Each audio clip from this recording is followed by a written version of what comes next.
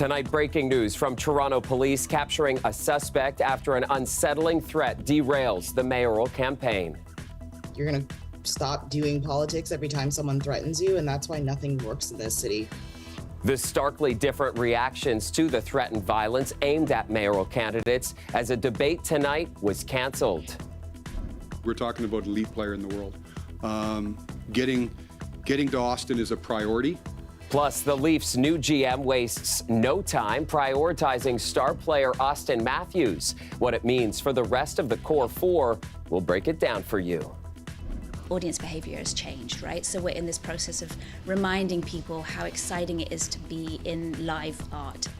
And peeling back the curtain of the live theater scene in Toronto, we'll show you some of the sizzling shows on offer this summer.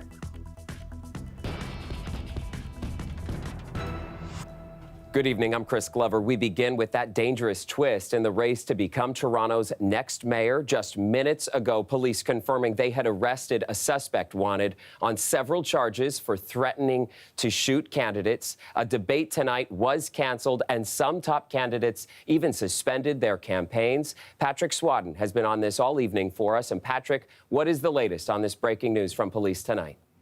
Yeah, Chris, police announcing just moments ago a suspect was arrested and is in police custody tonight. This, of course, all started this morning near Mortimer and Greenwood, while the man was allegedly brandishing what appeared to be a gun. Through the afternoon, we tracked as the candidates reacted very differently to the threats made against them. As a campaign, the first thing that you think about, of course, is public safety. We knew we were going out to a debate tonight at OCAD University. That debate was going to feature frontrunners for Toronto's top job. But at 10:45 a.m. this morning, a threat issued against those candidates. The suspect made threatening remarks about shooting mayoral candidates and showed what appeared to be a firearm. Police have identified 29-year-old Junior Francois Lavaguesse as the suspect. Candidates say police had notified their campaigns of the threat by early afternoon. Our first step was to make sure that both our staff, who are part of my campaign team, were safe, and we closed our campaign office temporarily. Debate organizers and police said they were stepping up security at the event so it could go ahead. But first, Brad Bradford, followed by Mark Saunders, then Josh Matlow, announcing they wouldn't attend. Shortly after, OCAD canceled. When you have half of the candidates already pulling out of our event, which was a Meet Your Next Mayor event, it was almost inevitable that we would have to cancel. Some of the candidates saying they'll suspend public appearances until the suspect is in custody. Saunders saying his staff will stop putting out information in real time about locations they're attending. But it's not a sentiment shared by all candidates. They're allowed to do whatever they want. At the end of the day, this is an occupational hazard that comes with the job. You're going to stop doing politics every time someone threatens you, and that's why nothing works in this city. Candidate Chloe Brown says she's more disappointed that she can't debate after being shut out of the others. While Anna Bilau says the threats are unacceptable, but that she'll continue campaign events and won't be intimidated as a candidate. Candidate Mitzi Hunter saying her campaign will assess safety plans going forward. There are many things that we can do to reach out to voters and to connect, and we're going to continue to do that, of course. CBC reached out to Olivia Chow's campaign, who said her team and family are safe, but didn't address her upcoming schedule. Now, Chris, police are saying very little about the suspect tonight. They do plan to release more information tomorrow morning. Meanwhile, organizers at OCAD say they are hoping to reschedule the debate. Chris? Quite the shocking development tonight. Thanks for this. Now to a developing story tonight out of Vaughan, where police are at the scene of a fatal three-vehicle crash. This happened on Pine Valley Drive, north of Major Mackenzie, just before 7:30. Paramedics say a woman was found without vital signs at the scene. She was rushed to the hospital, but she did not survive. Two other people were taken to the hospital, but we don't know the extent of their injuries. Pine Valley Drive is closed for this ongoing investigation. We've been reporting on it all week, and now it is official. The ER at the Minden Hospital is no longer operating. It is just one of several locations in the province dealing with closures and staff shortages. Lorenda Redekop explains how Minden residents are reacting and shows us what the Ford government is promising to do about it. In Minden, residents held a vigil last night outside the hospital. The emergency department closed permanently as of midnight. We had 200 candles lining the side, both sides down the lawn along the driveway. Today, the sign is changed, the H for hospital removed. From residents who fought for a reversal, there's been frustration towards the local PCMPP. Unless this is at least a moratorium put on this, I cannot see them keeping the riding, frankly. Today, we heard from the local MPP. Laurie Scott tweeted this morning, calling the decision frustrating and the way things have been prepared and communicated lacking, with no plan in place for the Minden ER location unacceptable.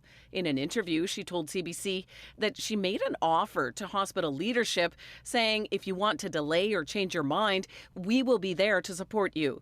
Saying she's working with a family health team to apply for funding for an urgent care clinic at the same location. Well, unfortunately, it's a little bit too late because, as you can see, the blue H is down. So she really let down all her constituents and everybody that was trying to voice her opinion and how we needed to save this. And there's something that the government could have done to help step in. However, he says he too has been looking for other options, including an urgent care clinic. Well, unless that urgent care clinic is coming today, it's pretty hollow, right? Because the ER is closing today. Where was she? Where has she been? Where has that MPP been? And the opposition leader says just this week she's mentioned more than 20 hospitals facing staff shortages and closures. Code black, code red, closures of ERs, etc. I think we're going to see a lot more of this. We have seen this pattern of summer closures under this government. Today we received confirmation that the government did make one change that's expected to help rural and northern ERs that are facing temporary closures. It's extending a program that started during COVID. It gives doctors a top-up when they go backfill in those areas. Ending that program is something that one hospital CEO told me was directly responsible for closures in his area. Lorenda Redekop, CBC News, Toronto. Big news out of Windsor as well. Premier Doug Ford says a deal to get construction of an electric vehicle battery plant in the city back on track is getting closer. This is the federal government's deal, and we're there to support them. We're putting more money up, and I think we're about that close from getting it done. Automaker Stellantis stopped work on part of the plant about 3 weeks ago. They said that the federal government was not honoring a funding agreement. Premier Ford committed to funding up to 1/3 of the deal, which could cost billions of dollars over the course of 10 years. Stellantis has said it's ready to move a part of its battery production output to the United States if they do not reach an agreement. The Leafs' new GM, Brad Treliving, facing the harsh glare of the media spotlight for the first time today. He is taking over for Kyle Dubas and already laying out his priorities. Greg Ross has all the details. Despite having 2 decades worth of experience as an NHL executive, Brad Treliving says being the Leafs GM is going to take some getting used to. There's a special feeling when you come in here as a visitor, when you come in here scouting, when you come in here as when you were young as a fan. It's the Leafs. It means something. But Treliving won't have much time to settle in before the hard work begins.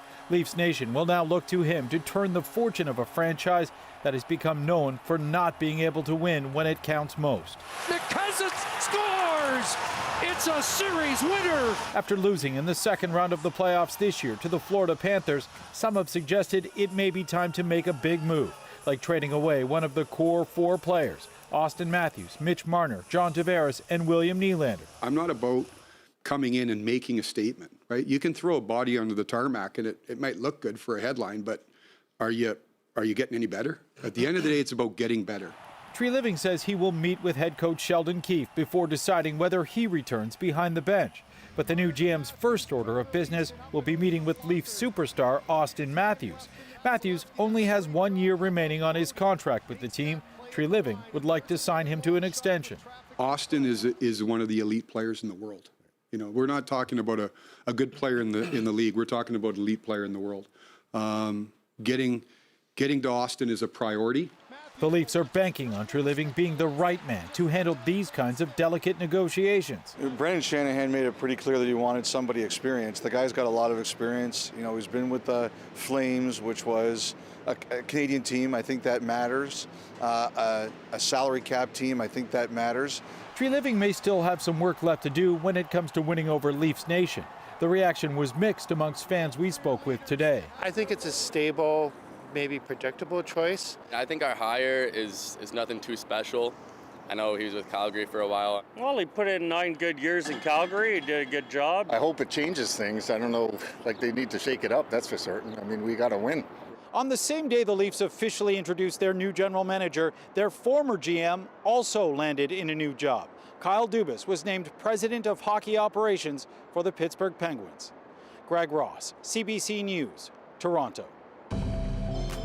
All right, so Treliving likely already feeling the heat from Toronto fans, and I bet you're feeling the heat from all that hot weather out there as well. How you holding up? It is still 25 degrees even at this late hour.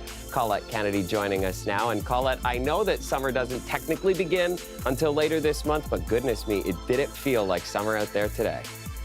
Yes, well, today is the beginning of meteorological summer, and we're certainly getting, feel of summer-like weather here at the beginning of June. So the heat warning that was in place today remains in place through tomorrow, as we're still going to have high temperatures at night even, but during the day as well, and some of this humidity. It's not oppressive, but there is definitely some humidity there. So highs 29 to 32. I think we're headed to 32 for tomorrow. Record-setting heat today. And there are the heat warnings in place, plus many still holding into northern Ontario and for a portion of eastern Ontario as well. Looking at those daytime highs, there were lots of records, by the way, not just for Toronto being broken with the daytime heating. Air quality statement. This is still in place as well, but we may see it lifted as we go into Friday. So going from high perhaps down to moderate, with a level of 5 for that air quality health index, but the UV, that remains very high. So still at 8 for tomorrow, even though we are going to see some cloud building into the afternoon and even a chance into the evening of a few pop-up showers or thunderstorms. Not the kind of rain that we need, really widespread soaking rain, but that's going to help someone out a little bit in those few areas where they pop up. 21 tonight, 32 for tomorrow. We are going to see improvement into the weekend. I'll talk about that coming up. Yeah, a little relief on the way. I bet a lot of people like that. Thank you, Colette. Now, today marks the start of Pride Month, and Toronto Police held a Pride flag-raising ceremony to kick off the occasion. Today, we raised the Intersex Progress Pride flag here at 51 Division and across this wonderfully diverse city. When we do this small but meaningful act, it sends the clear message that we stand against discrimination and in support of the services to us LGBTQ+ members and the communities we serve. And in fact, it was the first time the Progress Pride flag will be flown at all Toronto Police Service facilities. It represents the things Torontonians hold dearest: the right to be treated with respect and dignity, to be accepted and included, to be heard and valued, and the right to celebrate who we are, regardless of sexual orientation and gender identity. A flag raising was also held outside City Hall. Deputy Mayor Jennifer McKelvey was joined by several councillors to mark that occasion, and Pride Toronto will be hosting events throughout the month, including, of course, the Pride Parade, and that is on June 25th. It was a celebratory atmosphere at the Ed Mirvish Theatre as well today, recognizing the first anniversary of Harry Potter and the Cursed Child and the thousands of attendees who have enjoyed that performance. Talia Ricci has more on that and the state of the wider performing arts sector. David Mirvish, ladies and gentlemen, David. The seats of the Ed Mirvish Theatre were filled with lovers of the performing arts today.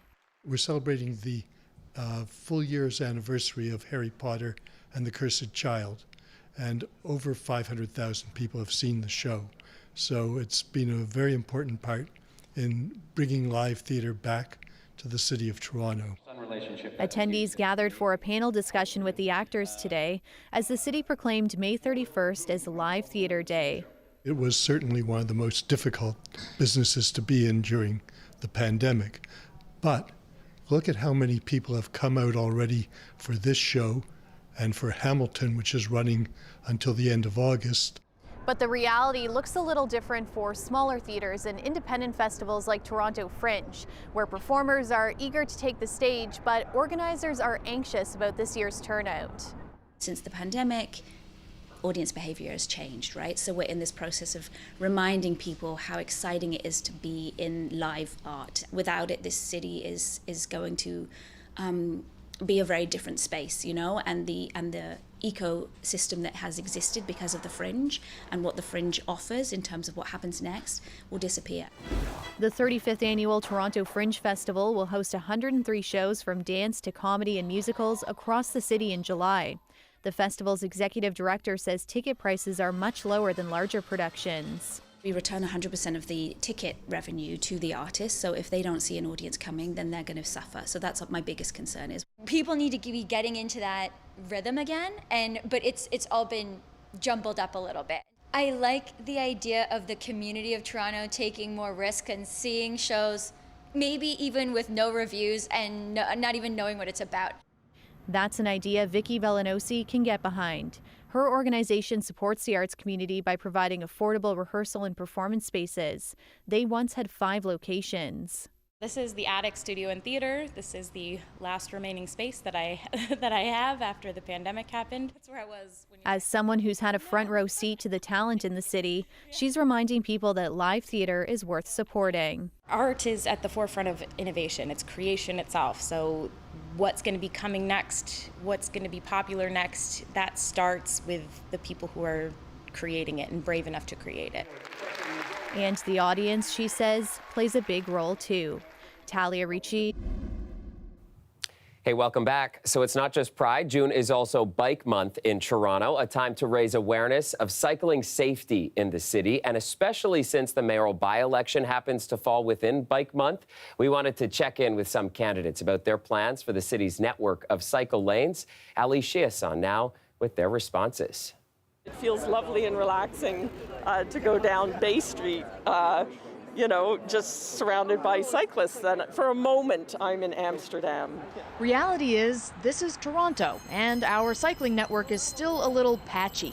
When the Adelaide bike lanes went in and I rode from the West End into the downtown core, I had to go to a meeting, and all the way through I was like, oh, I still feel safe. Many of the cyclists who rode down to Nathan Phillips Square for the Bike Month event rode in on cycle tracks or dedicated bike lanes.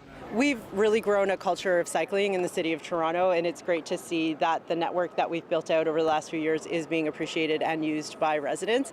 There's a push to expand the separated bike lane network to as many corners of the city as possible, while some candidates want to roll them back. Those have been put in with immense public consultation, with the support of the local councillors and with the support of council.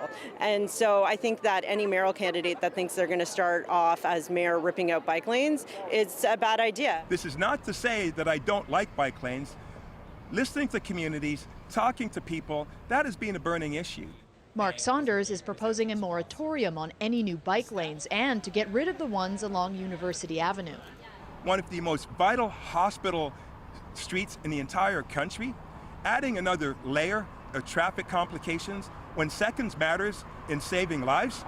Josh Matlow says he would rather pedal on. We're not going to be changing or reversing or scrapping things for elections. We're moving forward. For Olivia Chow's stance, this video taken of her riding to a campaign event this morning tells you a lot. Hi, Olivia. Hi there. How are you? Great. We need some pragmatism and common sense, especially around cycling infrastructure. Candidate Anna Bailau, meanwhile, says streets are for everyone. We can't have bike lanes in all major streets. It's true. In my own community, we needed a north-south route, and there was pressure to have it on Dufferin Street. That's a major bus route. We couldn't have it. We had to put it on one of the residential streets. We need that balance. Striking a balance between drivers and cyclists is going to be challenging for these candidates, as one such rider points out. But the political will has to be put in place to make it happen. Ali Chiasson, CBC News, Toronto. We're tonight to Colette. A June scorcher today. The weather really is the talker of the day, Colette.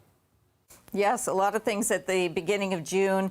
It's also the start of the Atlantic hurricane season, and there's been a tropical depression in the Gulf, although it doesn't look like it's necessarily strengthening and it is going to be pushing southward. But still, there's already a bit of activity there. We do have another hot one on tap for tomorrow, and that's why the warning carries on, the heat warning. Slight chance of not just a few pop-up showers later in the day tomorrow, but even the odd thunderstorm. There's just not a lot there. With the daytime heating, we get into that, and as the sun sets, we lose that risk. Fire danger, though, remains high to extreme in much of Ontario, so everyone needing to really be cautious if you're doing any camping and checking where the campfires, where there are fire burn restrictions and all kinds of things as we're heading closer to the weekend, right? If we look back at May, now that we've completed that month, for 2023, actually the rainfall not that far off of average. It was just kind of front-loaded at the beginning of the month and towards the middle part of the month. So here we are, our 12th day today without any measurable rain in a row. All right, and that forecast as we go searching for it, a little bit of cloud cover overnight tonight, not much tomorrow, a lot of sunshine again, and then you see we get into some of this convective stuff into the afternoon hours and early evening. It's very spotty in nature, not much to it, and then we see things just drying right back out as we head into the weekend, but some slightly cooler air will be filtering in. So we get some relief into Saturday, and then it will be feeling even better as we go into Sunday as the temperatures come down, but the humidity comes down as well. Overnight temperatures tonight, I mean, when you're talking about some of these readings still being in the 20s or even low 20s, that really doesn't provide a lot of relief. But tomorrow, I expect us to have another record-setting day with the heat up to 32 degrees. And then into Saturday, you can see 24, gets a little more comfortable, more still into Sunday. And then, hey, the next chance for getting some rain showers Sunday night and then into Monday morning. Thanks, Colette. Loving that Saturday forecast. And that is our show for you tonight. Thank you so much for watching. I will see you back here tomorrow night at 11. Have a great night.